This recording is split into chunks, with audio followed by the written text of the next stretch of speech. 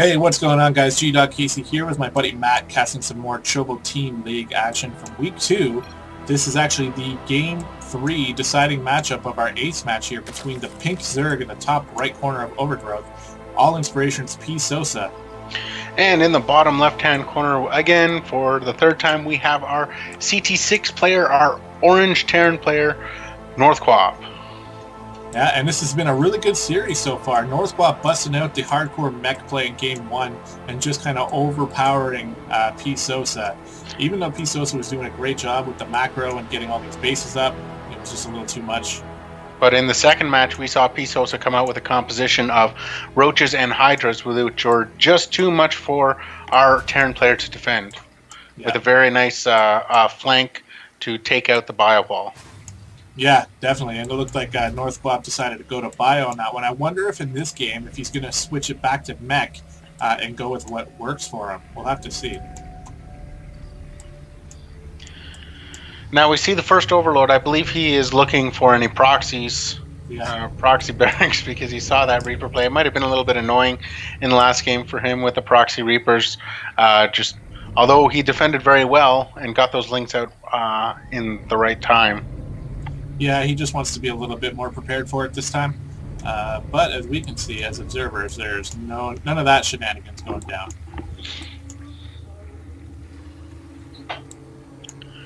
So we have a spawning pool down already for our Zerg player. Yeah, he's deciding to start with the pool here, and that's going to allow for a little bit of early aggression and a little bit of early defense. But hopefully he will actually take advantage of having that pool early, because it is delaying his hatch by a bit. And there's the drop of the second. Yeah. CC first again here for NorthQuab, and this is actually pretty identical to what he did in Game 1, with the wall off with it. Now this scout's going out for our Terran player. He's going to see that the hatchery is down, and that the spawning pool and no gas has been taken, so... Yeah. We got 4 lings on the way here for PSosa. He's not really going to be able to do much with that, besides push back any sort of static SCV. And he got it, pretty much instantly. But that SCV sacrificed his life to get the information that he needed. He, if we look at his vision really quick, he saw that no gas was taken, and that the spawning pool was first, and that the second was down already. So good job by that lone SCV. Yep, dropping that bunker on a low ground. He wants to get that natural down a little bit quicker this time. So he's going to set up a bunker to defend it. But the lings are coming, and they might be able to actually delay that bunker and maybe even kill that SCV. Oh, the cancel. Is he going to be able to save that? No, he's not. He thought better of it. He was going to drop his depot, but then he's like, no, because then the lings would have got him. So, smart decision there. And instead, he's just going to go for the factory. And with those 2 SCV kills by those links, they just paid for themselves. So good job by them. Yep. And an early third. Oh my goodness, early third by PSosa already. Yeah, he did see that second base though, so that's in response pretty much to that, and he'll be able to start busting out 3 hatch production pretty soon here.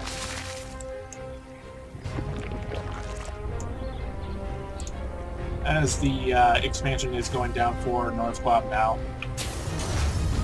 We have a factory that's just about to finish up. And a Terran player. And a reactor, yep. Yeah. He's already getting ready for that switcheroo. It's a little bit late, the timing's not the best on that one, but eventually we'll see some Hellions. So both gases taken in the natural for our Zerg player, and none taken in the main. So maybe a little bit of trick. Yeah, or maybe just a preference or a little bit of trickery, like you said in the last game. Yeah, it could be. Starport going down. Oh, no, another factory. Uh-oh. There's another factory and another gas going down. We're going to have 2 factories. This is looking mighty similar to what we saw in Game 1. And that Overlord's actually going to see it, although it will die eventually. It's going to see that second factory. So he knows that he's most likely going up against the mech again. And now that he's faced it once, maybe he'll be a little bit better prepared for it. So both teams making a sacrifice, one with an SCV and one with an Overlord, to get the information that they need. So now PSosa can hopefully react accordingly and drone up his 3 bases. You see the 2 evolution chambers are finishing up shortly, and that Roach Warren as well. Yeah, and actually NorthQuab doesn't know about the 3rd yet, and that creep spread is slowly starting to get over there. He really wants to connect these 2 bases so that he can use those queens to defend against any Hellions coming, because those Hellions are coming. There's that big open creepless hallway here that the queens are going to have a hard time crossing. Oh, nice spine crawler at the 3rd, though. That's definitely going to help. Now let's see what these 3 Hellions can do if they are going to do anything. Maybe they're waiting for their 4th buddy who's late to the party over here. Yeah, the queen is completing the wall off here at the natural. And it's going to scare off. I see them heading to the 3rd, and they're... That spine crawler there in the 3rd, though, is going to be very good defense against these 4 Hellions. And we got 2 more coming, so eventually there's going to be 6, and he just wants to use them to push back this creep, I think. I wouldn't be surprised to see a scan go down. Roach is coming out just to try to spot the Hellions. And PSosa is much better defended for this right now, as the missile upgrades coming out first instead of the melee upgrades. He's going to have a better time defending this. And PSosa, with his Overseer right over the natural, is going to see the movement of this command center going over to drop his 3rd, so he will have the timing for that. And although that Overseer, a bad path to choose, is taking a bit of damage from that bunker. Going to move into the main and see that 3 more racks are going, or 3 more factories are going down. Yeah, that is so many factories. We're definitely, I mean, it's pretty obvious at this point, we're meching it up. No armories yet for NorthQuab, so no upgrades to be seen. We'll see, and there goes that drone to drop that 4th. So PSosa responding much better in game 3 here. I'm actually liking his position quite a bit. Yeah, his scouting is very good with the timing. That Overseer saw the drop of the 3rd, and right in response, PSosa gets his 4th down. So it's shaping up to be a pretty long game. Everyone is getting their bases and get a macro up. Although these Hellions just got surprised by the roaches in the middle of the map, and he was able to take out a couple. Yeah, and that's going to be probably all we see with these Hellions here. They're basically they've been rendered pretty useless. They don't have the map control they used to have. So they're probably just going to stay home and maybe turn into Hellbats a bit later. And protect this 3rd, yeah. There's a siege tank, yeah. It looks like NorthQuab is just setting up the defenses for this 3rd base because he did see that Overseer saw that he was dropping it and doesn't want a counterattack to come in. Now, I'd like to see a little bit more scans coming in from our Terran player to be able to see that our Terran Zerg Protoss. Our Zerg player is on 4 bases and hopefully be able to do something in regards to stopping this flow of economy for our Zerg player, because when he gets up to this many bases, his income's going to be so high that he can react to anything that our Terran player is going to come out with. Yep, definitely. And Terran doesn't know about the lair, he doesn't know about the spire, he doesn't know about the infestation pit, and we got the swarm host upgrade coming out again, so this time, again, as I've already said, much better prepared. He's going to go straight for those swarm hosts against the hardcore mech army, and I think that's going to work a lot better for him. Because those that missile upgrade, it also counts for the locusts at the swarm host spawn. So there's a scan. He's going to be seeing actually the hive. So that hive upgrade for Zerg coming out now. He's going to be able to get those +3 upgrades as well as some vipers. Now we have a Thor in the main that is looking to defend against these 5 Mutalisks that are right by the, I guess it would be the 5th base for our Terran player. Yeah, and that's all he's really going to need. The missile turret there too. He's going to shoot those away. And I think that these mutas are going to do a little bit of a good job in just sort of making NorthQuab fearful about like 26 mutas again. He might be just focusing on Thors and Widow Mines, and these swarm hosts are going to be very good against that type of thing. Now I'm a little concerned right now for PSosa because he is getting a little greedy. He is taking a 5th base at the gold, and because the creep spread is not doing very well, it's going to take a while for him to be able to get defenses in place for this 5th gold base. Mm-hmm. Yeah, the creep spread is all right, but it's been hindered due to the fact that he's been moving his creep queens over to bases so that they can actually inject. So I don't actually think he has any creep queens out. You know, it's a small nitpick here because he's doing so well in other areas of the game.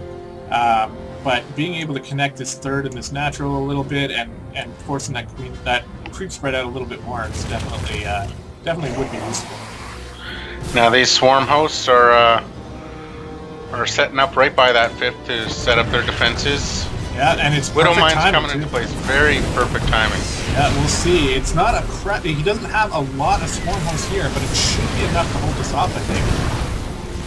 Overseer in position, but he's actually backing up here, so I think he might be losing his base. Yeah, these tanks are going to siege up, and they're just going to hammer these away. drones! Oh no, the drones are rallied. They're rallied to the gold, and somehow they're untouched. Okay, now they're going to start going down. Yeah, I was fearing for PSosa that 5th was being a little bit greedy, and that he wasn't able to get defenses in time, but these swarm hosts are going to... get these Thors. Yep. 2 Thors. 3 Thors maybe. Get the 3rd one. Oh, the siege tanks are too much. But very good job by the swarm host here. He is still running on 4 bases, which right now is going to be good enough. And he's forced back the attack here. So I'm still liking PSosa's position a little bit more, especially now that he's redropping that 5th again. Yeah, and now that NorthQuab, in response to the dropping of, or seeing the drop of the base in the gold, is dropping his own now at the gold and setting up all his siege tanks to protect this this gold base. Yeah, and we see NorthQuab, PSosa. I forgot to notice here that he's turned his spire into a greater spire, and he's pushing out all these corruptors, which he's turning now into broodlords. So with the free units from the swarm hosts combined with the free units from the broodlords, this is going to be a very annoying army for Terran to deal with. Although that being said, these Thors are pretty good against broodlords, but they're pretty bad against the swarm hosts, so it's going to be an interesting fight that we're going to see coming up. Now, if you look at the production tab for the Terran player, he's got a lot going on, and it doesn't look like the Zerg player is really doing much other than just droning up and moving drones to the appropriate locations. Yeah, but he's already pretty set. Like, the 3-3 upgrades are already finishing here for PSosa. Yeah, these swarm hosts are moving down. Trying to position. But look at the position of these widow mines. Yeah. These widow mines, if those corruptors do move in, they are going to get destroyed. They're not going to, though, because he's going to proc them with his locusts, which is exactly what you want to do. He needs to get an overseer over there, and it looks like that's about to happen. This is going to be an interesting attack here. I don't know what's going to happen. I think PSosa has the edge. That's a lot of siege tanks. Oh, and there's an attack here. Hellion run by on the gold base. Managed to take out 3 drones, but eventually gets pushed away. And a couple spines run down. Now, I'm concerned for NorthQuab because his army is split. His army is very split. Yeah. It looks like PSosa decided to switch his angle here. He's going to be going for the natural instead. And look at how far away that army is for. Now, it looks like he's going to counterattack and head up towards the Zerg player's natural, and it's just going to be almost like a base race. Yeah, it does look like that. And Blue Flame Hellies, along with all these tanks and Thors, this is a very good decision by NorthQuab, because I don't think PSosa can do that much damage that quick. No, he's gonna have to wait for his swarm host to keep producing units, and just the 3 tanks at home are gonna take them out from quite a distance. Yeah, PSosa needs to turn around, and his army is so immobile that I think even right now it could be too late. A good attack by these mutas here, being able to kind of defend the 3rd, but the 3rd is already all the way down. The lair is down, the hive is down once again in the natural here, and NorthQuab just walking in. It looks very similar to game 1. Yep. Lots of damage going down in the natural here, but I think NorthQuab is just doing damage too quick here. Well, if we look at the production tabs, both of them... Oh, wow. Yeah. All the drones going down. I have a feeling, yeah, NorthQuab's going to take this here. 46 drones just got killed. Yeah, now at the supply tab, we have 185 for our Terran player and only 149 for PSosa. Yeah. Yeah, it was a nice decision by PSosa, I think, to switch focus to the natural, but then an even better decision by NorthQuab to say, okay, if you're going to do that, you're going to be way out of position, and I'm just going to go for a counterattack, and it's going to be unstoppable because there's so many siege tanks here and so many Thors. I think the Thors got taken out finally. There's a nice amount of mutas here, and they are going to eventually be able to clean up these tanks, but it's just too late now, I think. Yeah, it's the supply for PSosa is dropping rapidly, quicker than it is for the Terran player. So I really think it's going to come down to whatever army is left there's going to be no buildings left, no bases left, and they're just going to go head to head in the army. Well, trying to rebuild those bases here, trying to rebuild some sort of tech structure. We got Zerglings and mutas coming out for NorthQuab. I saw a couple, or sorry, for PSosa. I saw a couple roaches too. And these swarm hosts are still wreaking havoc in the main here. Now there are still 3 bases on the map that haven't been taken, so the ability for the game to prolong a little bit is still there. But someone needs to make a decisive decision to be able to just, like, this gold base is getting mined out on both of them, so their money is ridiculously high right now. Yeah, oh, those mutas need to watch out. There's Thors and there's Widow Mines. We need those. There we go. Locust proccing the Widow Mines, and now the other mutas can move in. There's no more damage happening to PSosa here, and he's continuing to put on the pressure. But those Thors are just going to go to work on those mutas. Yeah, as well as the Vikings too. Yeah. I don't know. There's quite a few swarm hosts here, but I don't think it's going to be enough. Now the scan going down on the swarm host, so those tanks are able to do a little bit of damage. He's continuing to scan on them, but the swarm hosts are doing their job, taking out the Thors. They definitely are, and with the high ground vision, they don't have to travel as far either. Yeah. But the income is just a little bit better for NorthQuab here, and I think that's what's going to end up. And the repositioning of the swarm hosts, making it so they are out of range of those siege tanks. Or, not siege tanks, sorry. Out of range of the high ground Thors.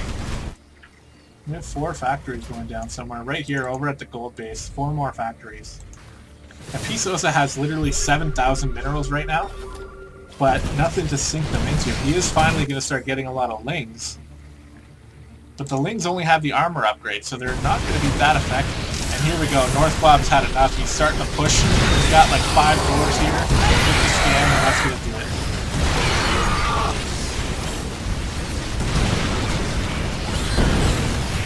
Yeah, there goes the swarm hosts, and the swarm hosts are so immobile that these blue flame hellions are just going to roast them. Yeah. We have a nice little pool of lings getting ready here for like the kind of last ditch attempt. The lings are good against the Thors, but these blue flame hellions will just melt them. 6 more swarm hosts being made, but this is too late, I think. Now both players only having 8 workers on the gold bases each, although the money for PSosa, that is the only thing that I say that he has going for him right now. If you look at the supply, it's 147 to 85, but the amount of money he can pretty much build any army. That's not necessarily the case because his gas is so low right now. I mean, he can make 3 mutas. Pretty much all he can really do is lings. And he doesn't even have link speed yet.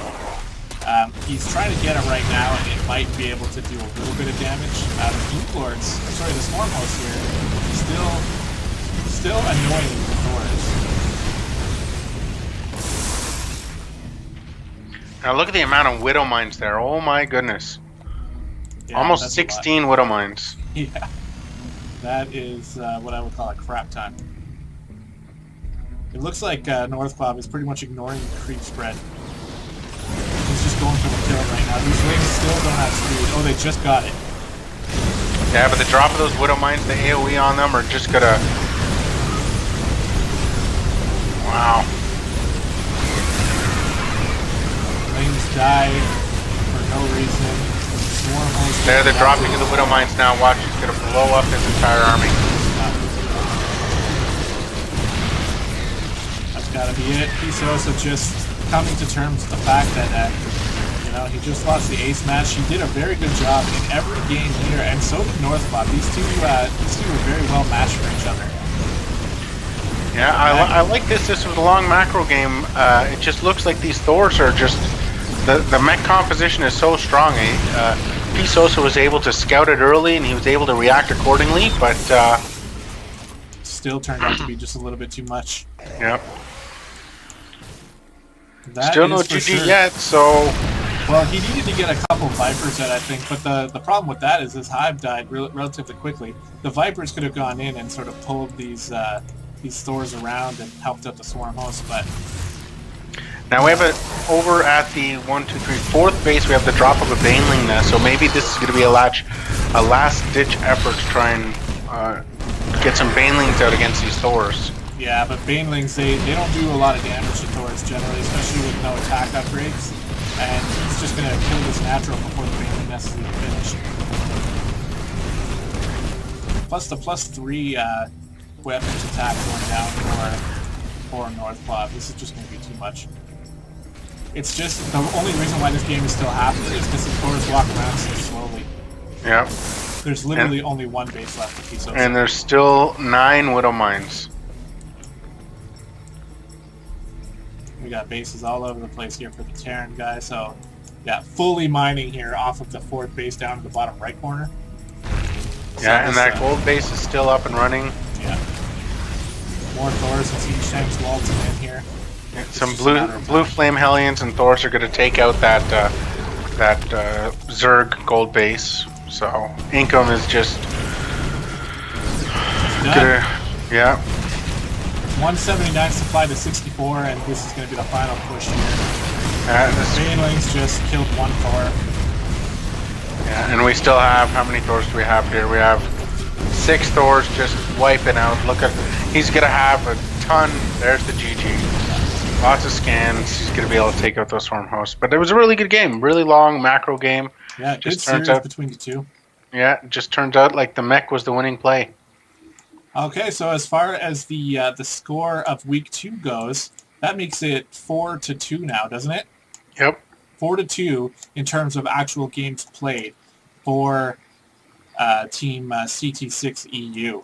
So could All Inspiration be dropping the second week and going to an 0-2 record, or was there some sort of walkover shenanigan happening in the background here to be able to get us the win? We'll have to check out the next video for that, but thanks for watching, guys. Really appreciate your views. I hope you're enjoying the cast. It's a lot of fun to cast these games, eh, Matt?